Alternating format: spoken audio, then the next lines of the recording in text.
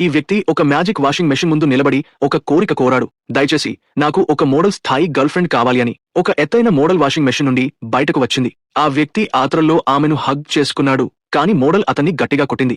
బాధగా ఉన్న వ్యక్తి రెండవ కోరిక కోరాడు. 20 నిమిషాల పాటు అమ్మాయిని వివరంగా వర్ణించాడు. అప్పుడు ఒక అందమైన యువతి వాషింగ్ మెషిన్ లో కనిపించింది. అతన్ని ప్రేమగా చూస్తుంది. వారు ఒక స్వీట్ డేట్ కి వెళ్లారు మరియు ఆమె రాత్రి గడపడానికి అతని ఇంటికి వెళ్దామని సూచించింది. ఇంటికి చేరిన తర్వాత విషయాలు త్వరగా వేడెక్కాయి. ఆ స్త్రీ తన కళ్లను కొద్దిగా మూసింది. అతను ముద్దు పెట్టుకోవడానికి సిద్ధమైనప్పుడు ఆమె అకస్మాత్తుగా అదృశ్యమైంది. ఆ క్షణంలో ఇతనికి ఒక ముసలివాడి హెచ్చరిక గుర్తుకు వచ్చింది. వాషింగ్ మెషిన్ నుండి వచ్చే ప్రతిదీ ఒక రోజులో అదృశ్యమవుతుంది. మొదట ఇతను కొంచెం నిరాశపడ్డాడు. కానీ త్వరలోనే అతను సిస్టంలోని లోపాన్ని గ్రహించి తరచూ కోరికలు కోరడం ప్రారంభించాడు. అప్పటి నుండి వాషింగ్ మెషిన్ నుంచి కూల్ మరియు డేరింగ్ టైప్, సింపుల్ టైప్ మరియు మరెన్నో గర్ల్ ఫ్రెండ్స్ ను ఉత్పత్తి చేస్తూ ఉంది. ఆ వ్యక్తికి డబ్బు కొరత లేదు. కాబట్టి అతను తన గర్ల్ ఫ్రెండ్స్ కు వజ్రాల ఉంగరాలు కొనసాగాడు. అవన్నీ ఒక రోజులో అదృశ్యమైనప్పటికీ అతను దానికి అలవాటు పడ్డాడు. ఒకరోజు అతను మరో కోరిక కోరాడు మరియు ఒక సెక్సీ అందమైన స్త్రీ వాషింగ్ మెషిన్ నుండి బయటకు వచ్చింది. ఈ వ్యక్తి ఆనందంతో ఉన్నాడు మరియు ఆమెకు మునుపటి కంటే పెద్ద వజ్రాల ఉంగరం ఇచ్చాడు. కానీ అతని మునుపటి గర్ల్ ఫ్రెండ్ దీన్ని చూసింది.